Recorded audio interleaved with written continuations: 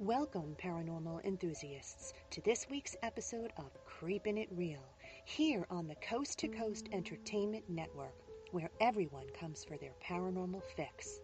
Real people, real stories, in real time. So glad you could join us for some ghostly gab. I'm your host, Eleanor Wagner.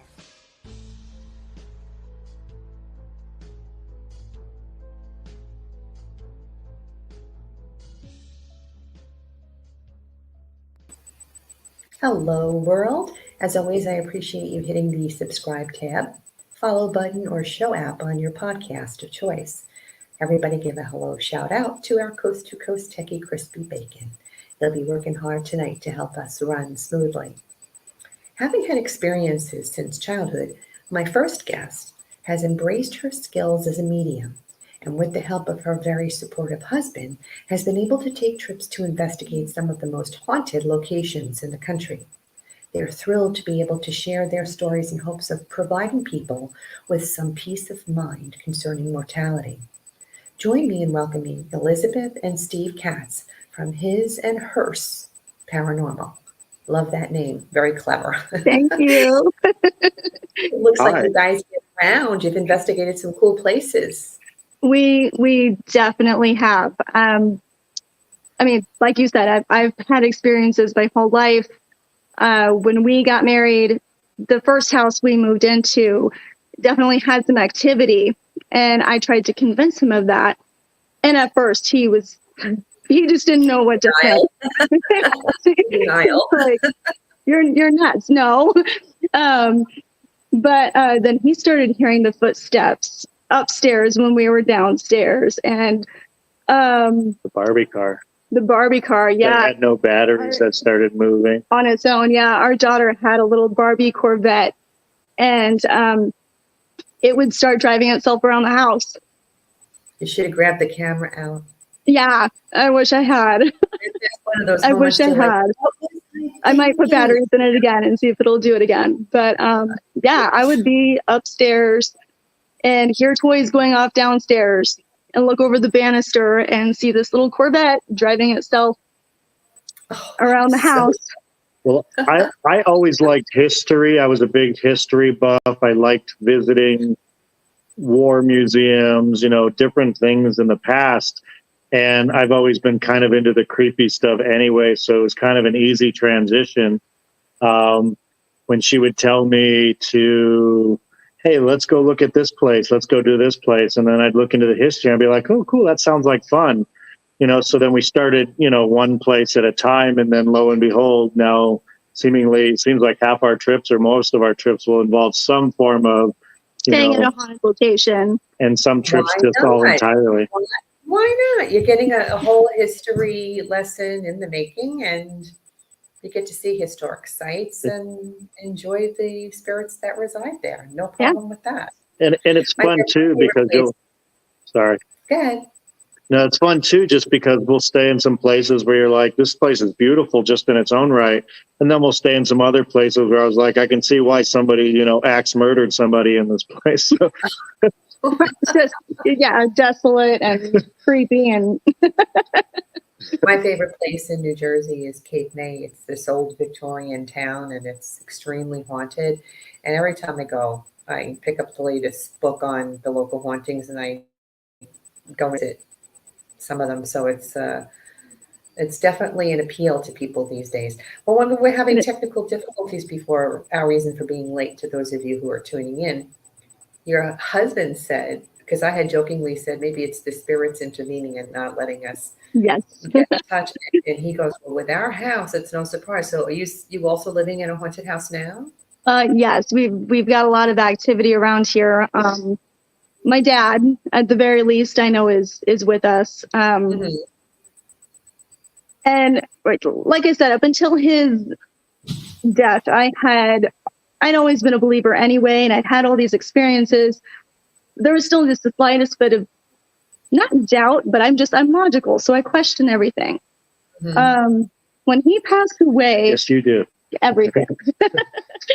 But when he passed away, And it was only about, let me think, it was almost 3 years ago now. Years ago, yeah. He died suddenly and left us with a lot of questions. So Still unanswered on some of them. yeah, some of them are still unanswered. Like, where's the bird? I don't know if that will ever get an answer to. But my biggest frustration was I wanted to get into his phone because I wanted to save all of his photos on there. He was a professional violinist, so I wanted to have those videos of him playing. And I could not figure out his passcode to get into his phone. And I tried multiple times a day. After a point, the phone started kicking me out. And I'd done absolutely everything I could for about a month trying to get into this phone, and I was just going crazy. So I eventually got out some dowsing rods and was like, okay, Dad, I need 4 numbers. Yeah. I was like, is your password 4 numbers? And they opened big for a yes. So then I said, okay, is the first one a 1? They opened for a yes. So I wrote that down. All right, is the next one a 2? Crisscross for no. Is it a 3? Yes. Wrote that down. And I kept that process going until I was able to get 4 numbers. Mm-hmm. And I plugged those numbers into the phone, and it unlocked. It unlocked. There's 11 million potential combinations to get into that phone. And we have no idea what that number even represents. Even today, through all the readings and his journals, everything, we have no idea what that number represents to him. It was literally a crapshoot. Well, we had a table made. Our kitchen table is actually a seance table. Okay. We had it turned into a seance table. So we eat on it too. So, why not, talk to everybody and eat dinner at the same time. So, but we actually put 1362 on the table to represent it. That's nice. I'm sure that he's thrilled with that, because those visits from our deceased loved ones, they're not necessarily ghostly. Those are spiritual visits from our loved ones, and we get them all the time, including family pets that have passed on. They're always with us. Yeah. And I'm always telling people that when you get something like that, receive and accept it. You know what I mean? Because it can be a very soft nuance that you get. Just receive it and accept it. And what you did was just awesome. I love that. Freaked me out. I ran into the bedroom at 2 a.m. going, I got into the phone. And he was just shocked. That was that was great. Oh, I'm so excited for you. Thank you. Yeah, so now I have all his photos, all his videos.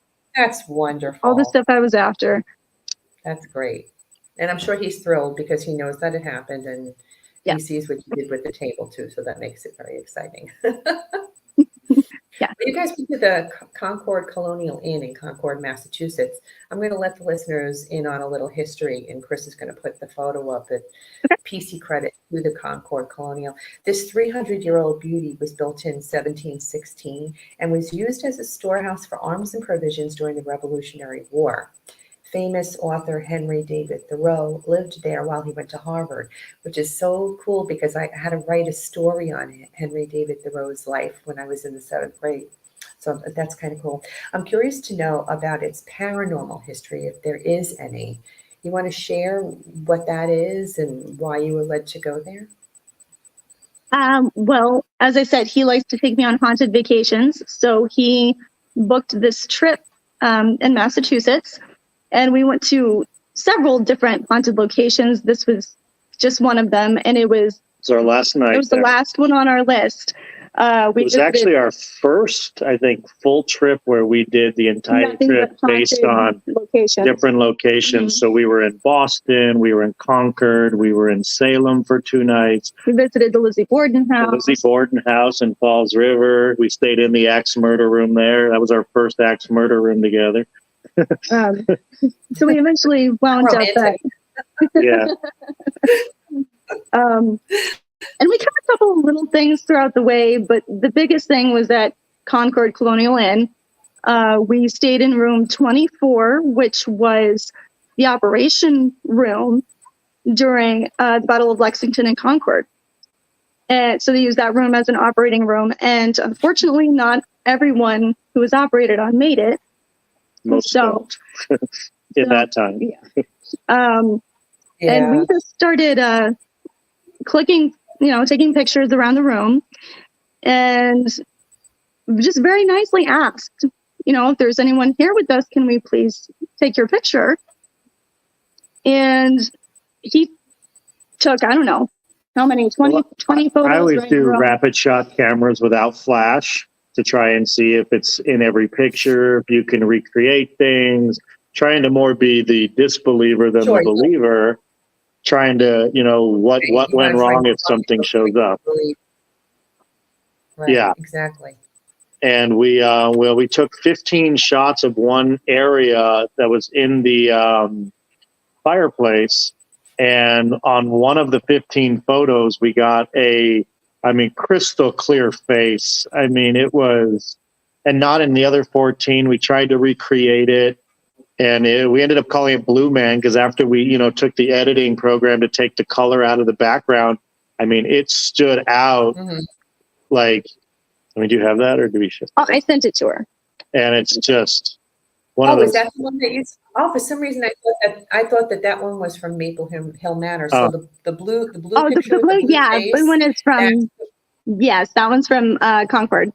So we took that photo. Now it wasn't original. That. He can put it up. I just sent it back to him so he could put it up, because that is a really cool picture. You can distinctly see that face in there. So clear. You can, you can even see teeth. And again, it wasn't in any of the other photos. And it was, so I ended up, now that's the blue is after we have the original photo where it doesn't have blue and black, but you can still see the face perfectly clear. We showed that to Concord Colonial Inn when we left the next day, and the worker there, I don't think I saw a hair raise that fast in my life on any one person. She was just like, holy cow. Yeah. She's like, we've seen a lot of photos like orbs and all this other stuff in this room. We've never seen anything like this. And up until that time, too, this was probably the first thing I ever saw where I was kind of like, wow, I can't explain that at all. No, because we tried to recreate it. And I basically said to her, that was the first image we ever did. And it was on our first big trip that we took together. I said, that was the picture that made me skeptical of my skepticism. and it was, but yeah, that picture is pretty cool. And, we called it Blue Man now, but everybody I show that picture to, they're just like mind blown from it. Oh, it's just so clear. I've never taken another ghost photo like that. That's the clearest one we have. Oh, allowed me to feel like I contribute. Hang out here with me right now. She's so cute. So she's giving me kisses. When you guys went to the Maple Hill, I'm sorry, go ahead. Were you going to say something? No, go right ahead. You're good. Go ahead. Did you want to say something else about the Colonial Inn? No, just that I'm still just blown away by how crystal clear it is. When you get pictures like that, it's amazing. Yeah. I accumulate folders over time, the stuff that we catch on our team, or when I randomly get stuff, or when readers and people who read my books send them to me, and they're just amazing, some of the catches. It's just like, oh my God, that's a really great picture. And, people are skeptic out there. And whenever I do presentations, I say to them, I'm not here to convince you of anything. Right. You can take it as entertainment if you want. I know that it's real and that these things happened, and I didn't Photoshop or anything. So sharing them with you, but you can take it for whatever you want. So yes, exactly. That's what we do too. The Maple Hill Manor in Springfield, Kentucky, and Chris is going to put a photo up of the building too, and give Maple Hill Manor website credit. Beautiful house. I just love it. Thomas Irvine McElroy built this beautiful Greek revival plantation on 949 acres, and presented it as a wedding gift to his young bride, Sarah Jane Maxwell. And it boasts 13 original rooms, with its center point being this grand cherry floating spiral staircase. Its colorful past includes stories of an antebellum plantation, use as a Civil War Confederate encampment, and Union Field Hospital after the Battle of Perryville. Now, when you know it's been a hospital, like you mentioned earlier, Stephen, that people died and a lot of people died, so you probably have them hanging around, lurking around. It was the birthplace and childhood home to Phil Simms, believe it or not, the former New York Giants quarterback, and at one time a popular dinner hall and a foster children's home to over 300 children.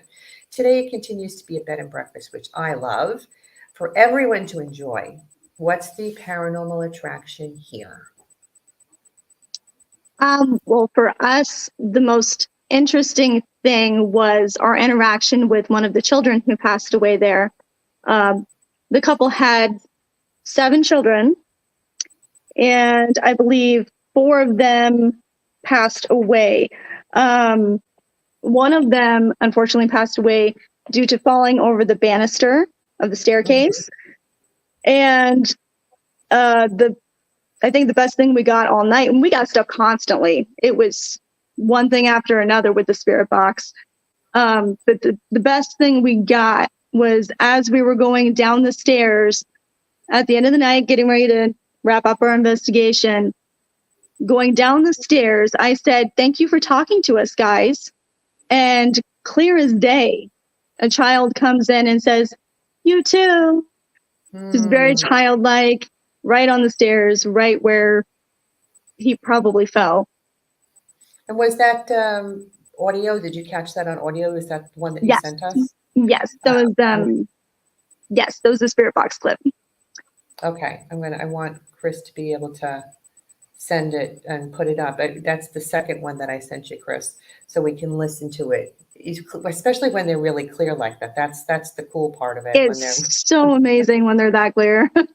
Yeah, I love it. Just like talking to someone living. It's crazy. That house, the owners there are super nice. They're really sweet. I mean, they were just exceptional, good hosts there. We rented out the whole place during the night because we like to walk around and not disturb everybody if possible. And they do like the Phil Simms aspect. They have a signed football right in the walkway entry. Sure. But it's definitely it's a beautiful home. It's just really accommodating. There's a lot of different rooms in there. There's some almost that was the one with the rooms with there were slave quarters in the rooms. There were slave quarters in the back, yeah. And you can go towards that, and we try to do some investigating in the slave quarters as well. But some nooks and crannies in there. There's definitely some rooms in there when you walk in there and you just have a different vibe in these rooms. And that seems to be around the stairs. There's a definite vibe around the stairs. As soon as I walked in, the stairs hit me. But yeah, they're always fun. Hey, Chris, do you know which video that one is that I sent you that you could put up for us to listen to, please? I'm dying to hear it. I'm getting it right now. Okay, cool. Thank you. You sent me a picture too, Elizabeth. Another one that the face appears in between the 2 vines in a vase. Oh, that's the Concord Colonial Inn as well. That was the original photo, but without. That was the original photo. Yes, okay. Yes, that's the original photo. Just no blue filter on it. No blue man. Yeah. Oh, I'm going to show that to everybody too, so they can see the difference. But Chris is going to put up that audio for us. I think he was just getting ready to do that. My face is asleep. Wake it up. Needs blood flow. I'm still trying. I mean, I can. We're experiencing technical difficulties this evening. Yeah, I'm good. I mean, sometimes we freeze and the internet can be crazy, but we really with our game today. I wonder if Spirit is intervening and not letting us. Maybe. Possibly. You would think that when you were saying in the intro on the Maple Hill Manor with the Battle of Perryville, so that battle was one of the largest battles in the Civil War. It was the largest one in Kentucky, and it was actually the last major battle in Kentucky, if I remember correctly. And there's a museum where you kind of walk the battlefield that's really close to that house. and you can get tours there. They walk around and they show you where these famous generals were shot, or they show you how the battlefield was played out. So it's really it's a really long tour. It's a long tour. It was about an hour plus, hour and a half walking tour. I'd say a good mile or two of walking in there. It's a lot of walking. But you can just watch how the field was and everything, and then you go back and you kind of see that connection. So I always really like to hear that aspect before we go and actually stay in these places. But Have that you ever battle had the was. opportunity to visit Gettysburg? We haven't yet. That's on my list. I haven't gotten to Pennsylvania yet, but it's on our list. I want to get to Gettysburg. Yeah, you guys, especially if you like the history aspect of it, it's amazing, and they have tours all over the place, and then they have night ghost tours going on to the battlefield. We can see the night lights. It's amazing, and there isn't a house that you go to that you don't enjoy the history and feel something. It's just an undeniable, palpable energy. You feel it. Yeah. You definitely do. We went, obviously, we took the kids and wanted them to learn the history of the battle and the lives that were lost. But I had to touch upon the paranormal aspect of it because that's just me. Of course. So. Yeah. I've heard there's a lot of activity around there. I've heard a lot of stories. Definitely anxious to get over there someday. Yeah, my colleague at work, she's from Pennsylvania, and I think she told me they used to do like field trips to that area. Oh, yeah. Yeah. So, I mean, spirits around day in and day out, so it really doesn't matter the time of day. And they've gotten some good catches in the daytime of soldier apparitions. In fact, a friend of mine, Bobby Gallo, was just there recently for one of like the paranormal events that they have at the hotels over there. I can't remember which one it was. It's something that they have every year, and this year he went there and was a presenter, and he took the time during the day with a bunch of people to go out in the fields and try and catch pictures, and he got his best photo ever of a full body apparition of a soldier. Awesome. And he was almost, he didn't believe it at first when he saw it. He was like, oh my God. Those aha moments are just what we do this for. You know what I mean? To get those catches. It's just amazing. Yeah. Well, and when you get those EVPs, that's just crazy too. It really is. It's such a mind opener. And I'm really sorry. You're good. Oh, it's okay. I'm really sorry why we're experiencing difficulties like this. Even being able to talk about it is exciting. So it is. Well, it's always interesting too, because we'll stay at places. We'll go to the cities and stay in 5-6 different hotels in a week, and the ones we're expecting to experience the most, we get little to nothing, and then the ones we're thinking, okay, who knows, maybe that's where something really cool pops up. We get Blue Man, and it's like the very night after we stayed at the Maple Hill Manor, we were at Waverly Hills for the night. And it was just me and her in that 5-story hospital, ex-hospital, I guess. And it was pretty quiet most of the time. The second floor was most active for us. And the lady who, was giving us a tour, she did say that it kind of moves around. Different groups find things on different levels. And she said 2 nights ago, level 6 was real active. Before that, it was level 4. For us, it was level 2. But even then, it was very, like, the scariest thing that happened in that hospital was when a bat jumped out at us.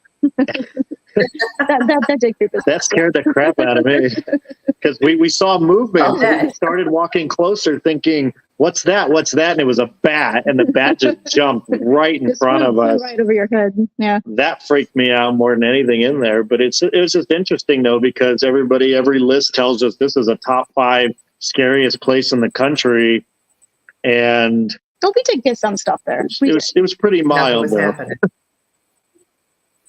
Well, you know what, that's what a paranormal investigation's like. I mean, you can go to a spot and have nothing happen, and go to another spot and have tons of stuff happening. Everything. Or wait, and then just have that one thing, and getting back to the Gettysburg thing, just to give you a heads up, if you go on an off season, you could Mhm. quite possibly get a spot in a home by yourself for the night. Because I've had Fun. team members do Oh, that where they waited till the season and went, and they were oh, the That's only what we people, would try to do. which is kind of cool. I was All right, thinking Chris about says he thinks he's got it working. that. Okay. So Yeah. let's see if we can listen to that EVP. With the raised thing, okay.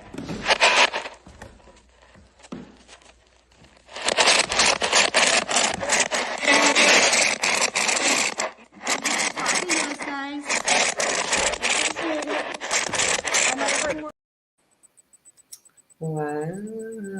The you too at the end. You too. Yeah. It's so sweet Goodness, sounding. so, It made me feel so bad for him. Like he so sounds so clear. sweet. Really, Her oh my empathy goodness. always shows up. Yeah, it's so sad when you think about it. Yeah, You know it, what I it mean? really is. Yeah. Poor little thing. Well, he Yeah. seemed like he was happy, so I guess that's good, right? He sounded he The sounded cheerful and playful and friendly. yeah. The Oxford Hotel in Denver, Colorado, PC credit to the Oxford Hotel website. Chris is going to put that picture up. Okay. The arrival of railroads brought an influx of people to Denver, and in 1891, Frank E. Edbrook completed the Oxford Hotel. It has seen Denver through high and low moments, persevering through it all. Noted on its website, it began with the elegance of Gilded Age and adapted to the changing world from the Art Deco stylings of the 30s, tourism boom of the 50s, to major renovations in the 80s. And it is true reflection of Denver throughout the history. Now, that picture that he just put up is the photo to the original blue picture that you guys showed us earlier, just so everybody knows. And the picture that's And going then up if now you, is a picture of the, sorry? I was to say with that picture, What if were you you going to say? zoom in between those decorative plants, like there's a That's where the face decorative was. plant there, yeah, and then there's kind of some sticks. One goes this way, one goes that way, and the face is kind of like hiding Right. behind that decorative plant. Sometimes it's really hard to catch those faces. There's the Oxford Hotel for everybody that was just familiar. listening to Yeah. But when you're taking those pictures and you take them like in successions of 3, like 1, 2, 3, sometimes you'll get something in the first picture, not the second picture, or in the second picture, not the third picture. You know, it just is random. But when you have like a camera full of like 100 pictures and you got to sit there, you really have to be patient enough to look for that face. And when you get a catch like that, it's amazing. And then when you're able to enhance it like you guys did with that blue filter, it's just incredible. When you were at the Oxford Hotel, though, you said you also got some great EVPs that you shared with us. You want to talk to us about that? Yeah. So the history in this room that we stayed in was a woman. So a couple was having an affair. They checked into this hotel room, and the woman ended up shooting the man before turning the gun on herself and shooting herself. Don't get any ideas. The idea, I believe, is that there was some sort of dispute over money, and he went to leave the room. I think he said she was asking for money. He said, he refused her. He said no, and then he went to leave the room. And as he was walking out the door, she shot him. So he ended up in the hallway right outside the door, and he was taken to the hospital and later died at the hospital of his wounds. She, however, passed away instantly right there in the room. And the very first thing I got when turning on the spirit box was I was shot right off the bat. Very first thing, sounds male to me. And even though he didn't pass away there, maybe it could be residual if he was in the hallway sitting there screaming, I was shot. Or, maybe he found his way back there somehow anyway, since that's where the incident took place, or could be totally unrelated, I suppose. But it is interesting that the Do you know first what thing. time frame you remember what the time frame was when you were I doing know the it was in the historical? 1800s. It was the Okay. 1800s. And so, yeah, the very first thing I got right off the bat was I was shot. And Chris is going to put that audio up. Hopefully we don't have any trouble. We have 2 audios that you brought with you from that hotel. And the first one is the one that's where he says, I was shot. Okay. So hopefully we can listen to it. The other one that you have, what's that one all about? Well, I kind of think maybe I sent over 3, so I'm not sure which other one you may have saved. Oh, okay. One of shoot. them, I got. We may not got- get them in order, but it's okay. If we don't have them in order, at least we get to listen to them. Okay. That's what they're about. Okay, go ahead. Explain. Anyway, one of them, he passed out. He was exhausted. I'm very good at that. He was. We brought the kids with us, so we were just wiped out from touring Colorado with the kids all day, and he passed out. So I went into the bathroom and just used the spirit box on my own, and I heard a woman singing, not just through the box, but like with my own ears.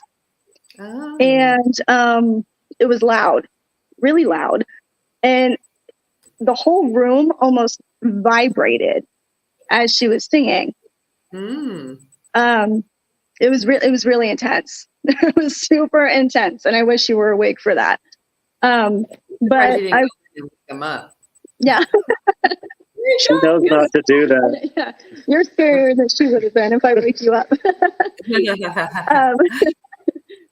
But it was really intense. The whole room just vibrated, and there was this loud singing. So I was happy that the spirit box did pick that up a little bit. Through the box, it's not as intense as what I heard with my ears, but it is there. And then in another clip I sent, I think I got the name Mark, and that was super clear. I just reiterated his name. It's just like, okay, Mark. And then he said, you were able to trace it back in history, huh? Yeah, Imagine I would love to be able to like get a list of anybody who worked there or. Well, that's one thing I love about, going to these places. Even though we read up on the history, and when we book places, we're always booking the famous rooms and and trying to know about it. But we go into it with that open idea, though, is we're not just expecting to hear whatever everybody says, because it could like be anything. Conquer Colonial Inn's 307 years old. A lot of crap could have happened in that time. That's not just Revolutionary War. So we try to just see what happens, and then see if there's a connection to the past or not. But oftentimes it's just a random, thought, and it's kind of just an interesting aspect of it. Because one thing I always see is I always found it kind of, ironic that every time you hear about a historical place and their famous history, well, this was a Civil War place, so everybody they catch always seems to be a soldier. This is a Revolutionary War place. Everybody seems, this was a hospital. It's always disembodied people. Like, it's like you hear a lot of these things, and that doesn't mean there's not aspects to it, but we're always at the idea that it could be a lot of other things there too. It could be someone modern. It could be someone who just passed away. And we kind of go into it with a very open mind that way. Having written 4 books on true account hauntings, I've spoken to people who work in the hospital arena, and I actually had to have a chapter on those hospital haunts, because people that work as nurses and doctors, and even the people who clean the hospitals, they have some crazy stories to talk about, because they're constantly experiencing. Always around it. Yeah. Always around it. And always around those that come back. In fact, I spoke to a person who does cleansings, and she said, I'm always cleansing the hospitals, always, because they constantly need to be cleansed, because it's just this cycle, never ending. And you walk into a hospital too. It's a heavy energy, and you feel it right away. Oh, You know, yeah. how many people out there just say, you know, oh, I don't want to go to the hospital because I just don't like the feeling. And then you get the Yeah. bill. Well, yeah. And Well, then I'm really- sure people like yourself who are extremely sensitive feel it a lot more. I mean, I'm sensitive, but not to the extent that some of the members of my team are. And they get really affected by Mhm. things like that. Or if we go to a murder scene or a building that has lots of trauma, it really affects them that they can't stay there for very long. Sometimes they even get nauseous and want to just leave. Yeah. Um, it is what it is, right? Yeah. It's heavy. So what are your plans now in the future? You have any goals about where you're going to go next, or like a list? This is the order that we've got. Well, I'm kind of like you. I've been writing stories based off of my experiences. So I am writing books, whether they'll get published or not, I don't know. But I'm doing that, and then, you know, as many more haunted locations as we can go to, we'll check those off. And I mean, my big thing is, especially since losing my dad and having that validation from him. I don't know. It's really helps me to grieve. So I don't know. I would like to help people with that. I mean, in the Was just future, the grieving in the process. future aspect, I mean, basically, I say to her, where do you want to go next? She tells me, oh, this city looks like fun. And then I start researching the cities. And then, I mean, I only do it if I can get the rooms we want. And so sometimes it's difficult to piece them all together. Sure. As this hobby, as this life, as this, you know, paranormal stuff, as this stuff has gotten more popular, unfortunately, the hotels have also raised their prices to match up with that. So places Yeah. we used to be able to stay for $100 are now $300-400. So we don't always love that aspect. No, that's pretty sad. It really is. It's sad, but we get it also. But it's like, because we did 3 nights at the Stanley Hotel and those places, like we stayed in the Stephen King room.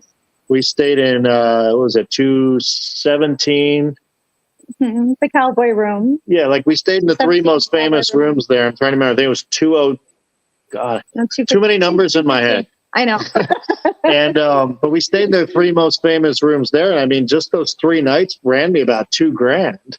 And again, for the experience, it's a lot of fun to say you did that. But it was like, it's a lot of money to do some of these things. At the same time, you could go to Scotland or something. Exactly. But basically, we find cities and then we kind of research it. We find the most haunted rooms in those cities and try to plan trips around it. We don't have any cities planned right now, but we usually do 1 or 2 a year. So we just haven't planned 2024 yet. We do. We got cool things around town. we know we're scheduled to do a Tombstone tour in April, where we're going to be hosting some famous places in Tombstone, Arizona. We're not sure. Last year we did a haunt there during their event at the Paracon, in which we were at Big Nose Kate's for one of those things, and then we were asked to do a few different things while we were there. Oh, that's nice. So that was fun. Yeah.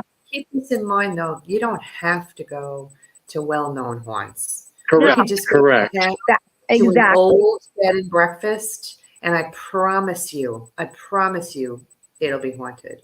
Yeah. Exactly. Come to Sussex County, New Jersey. There's a lot of bed and breakfasts here that are in old, circa 1800s, and they're all haunted. And even if you go to like the little shops, they're haunted. So I'm you can sure. have easy experience and not pay that hefty price. Exactly. No, we are doing a one in February for charity, actually, where it's going to a fire department, and we offer to do a hunt with people that have never done it before.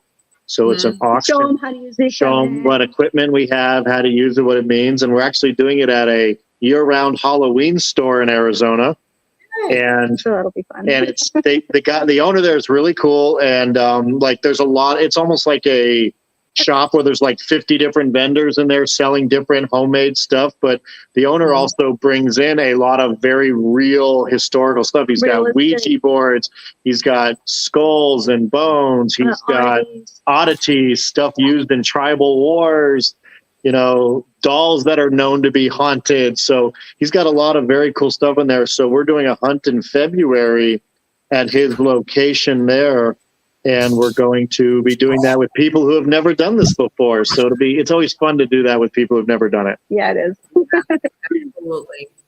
All right. I think Chris is ready for us to listen to that audio. So Okay. let's keep our fingers crossed that we get to hear it right now.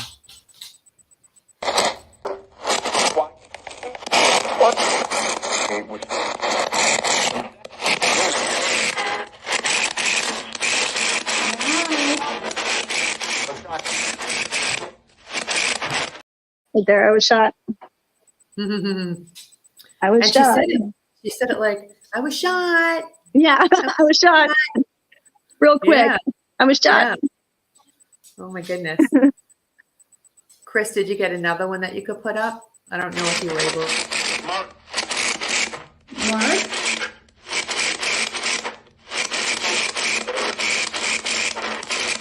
Hi, Mark. I'm Liz.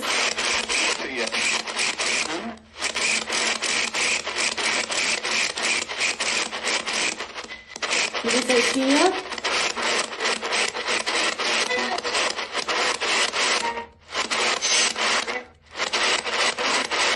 Mark, are you the guy that Florence killed?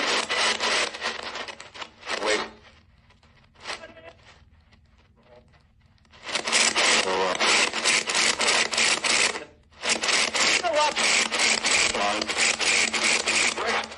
Oh. There's a lot of stuff here. There was a lot of stuff in that one. So first we get his name, Mark. And then he says, see ya. And I asked if he was the guy that Florence shot. And then you get, wait, you're wrong. And from there, it almost sounded like an altercation, like an argument between two people. And you got, show off, lies, prick.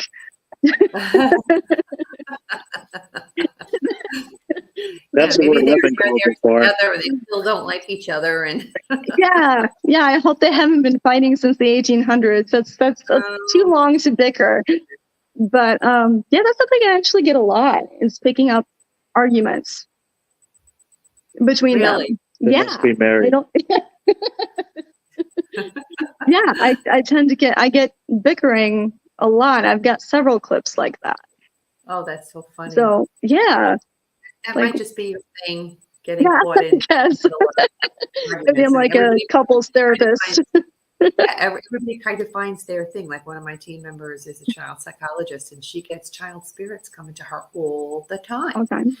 And I for the longest time, I mean, I'm an empath and I'm very sensitive, but not nearly as sensitive, like I said, as the others on my team. And I'm like so jelly because I wish I was, but I'm not. But I knew that there had to be something. And I finally figured out what my gift is. I have a knack for getting, when I sense something and I want to take a picture, I'll take a picture, and I'll get a picture in a mirror or glass. And they're usually really great shots. So you'll eventually figure it out. And maybe it's getting in the middle of arguments. Maybe you're going to be like a ghost. You're like a ghost couples therapist. Yeah, exactly. So let's see, Chris, did you get that last one too? That third audio, or no?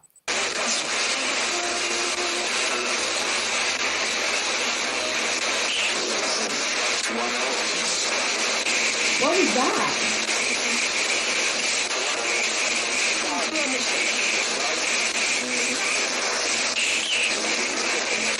What was that? Did you sing? Did I just hear you singing? Like with my ears, not through the device.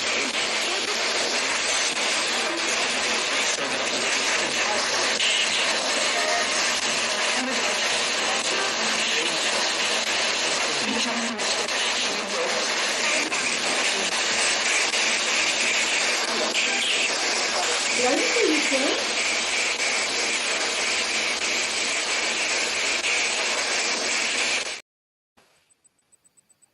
I definitely could hear music. I didn't know if it was. Yeah. It almost sounded more like music than singing, or possibly even like wailing or crying. But I mean, what I heard in the bathroom sounded like singing, and it's faint, but yeah, that was one of the strangest experiences I've had. Just the whole room vibrating. And then With there are a people- few things in there too, but they're really soft. So I'm not sure if they're things that are easily heard, but trying to think of some of the things I got in there. For the I people asked, that are tuning in, she was using a spirit box. So when you have a spirit box like that, you hear a lot of the static, the white noise, and the stuff that comes through is kind of like the in between. And you have a good ear to listen for it. It comes in really clear, and then sometimes it's not so clear. sometimes it's not so clear during, and then you go back and you listen to it, and you pick up several things that you didn't notice initially. So I'll take, Right. a 30-minute long spirit box video and then bring that home and dissect it. And it's like, it's not just 30 minutes of work, It's like I sit there and listen to the same few seconds over and over and over again to make sure I get it right, Yeah. Yeah, most of the time it's not crystal clear. Like my favorite one that was crystal clear was at the Lizzie Borden house when we were in the axe murder room. It's like we were not getting anything all night long. It was just static, nonstop static. We were asking questions. We were asking anything we could possibly do. And finally, after about an hour-ish, hour and a half, I don't even remember how long we had the box on.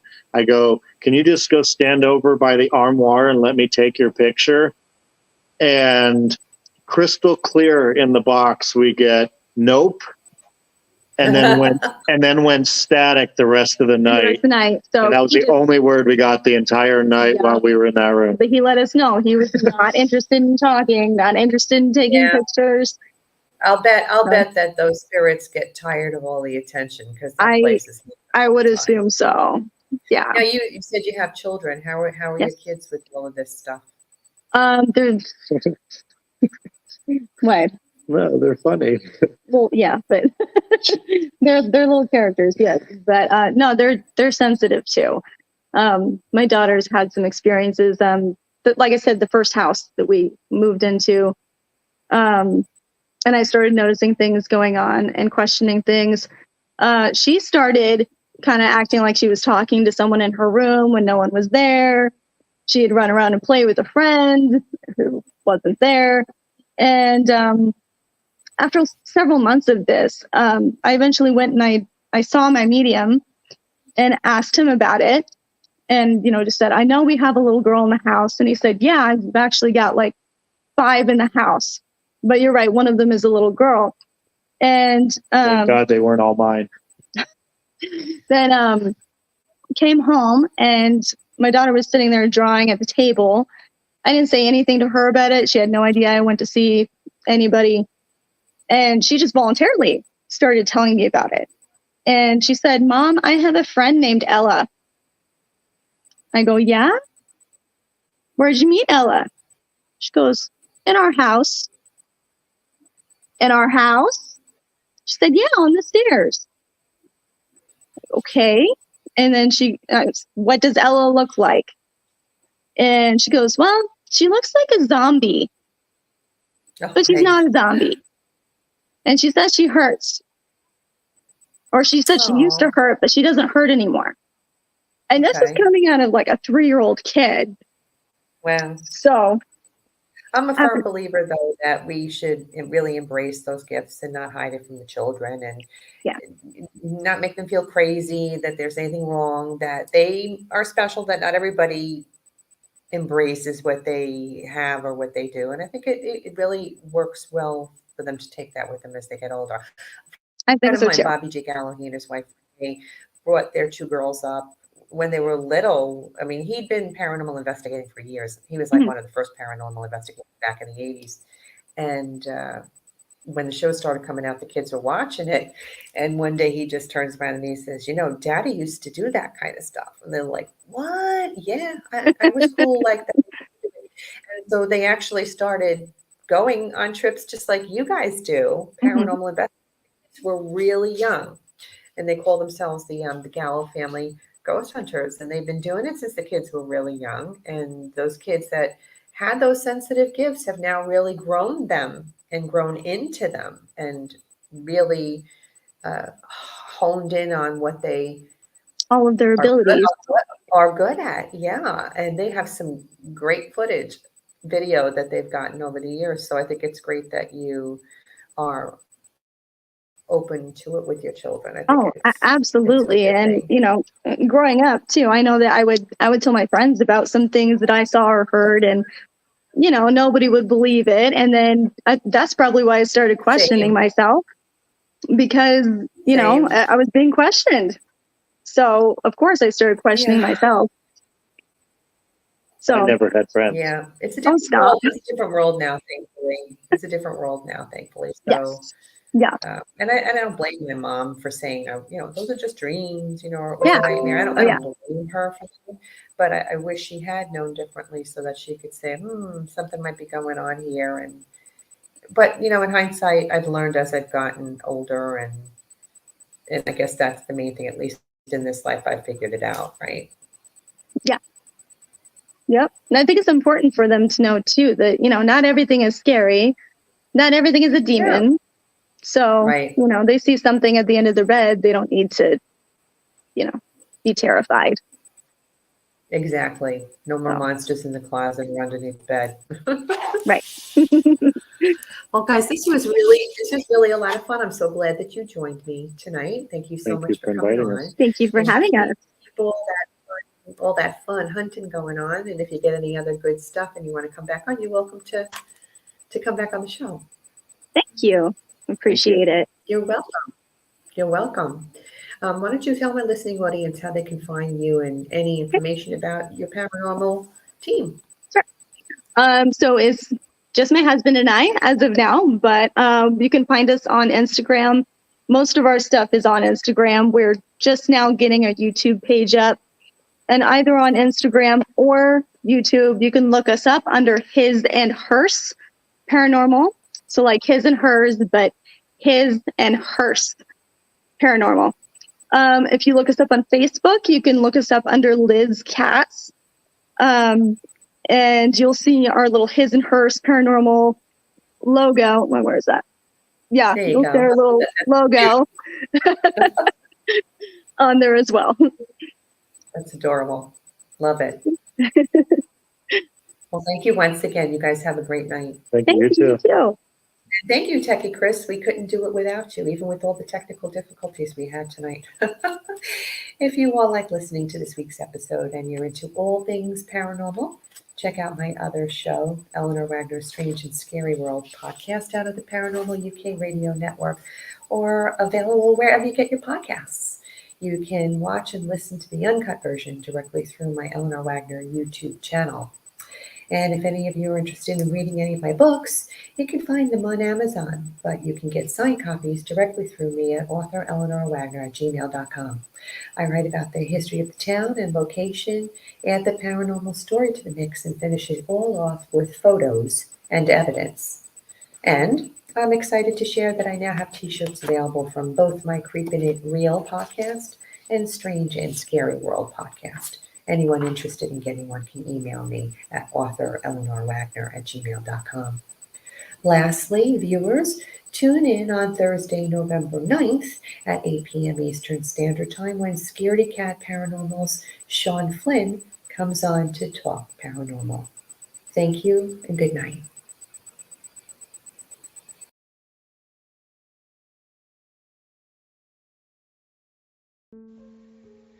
I hope you've enjoyed this little journey down my own personal nightmare alley. If you're one of those people who experiences the paranormal and has stories of your own you've been filing away over the years, I want to hear about them. And if you're a part of a paranormal investigative team, even better. I'd love to have you on my show. Got a questionable photo? Send it in. Would love to have an open discussion here amongst the professionals. Reach out to me at authoreleanorwagner@gmail.com. Enjoy our soundtrack music, Headless Horseman by Alexander Nakarada, promoted by freestockmusic.com. And remember, no ghost story is better than a real-life ghost story. Until we meet again, Make sure you're creeping it real.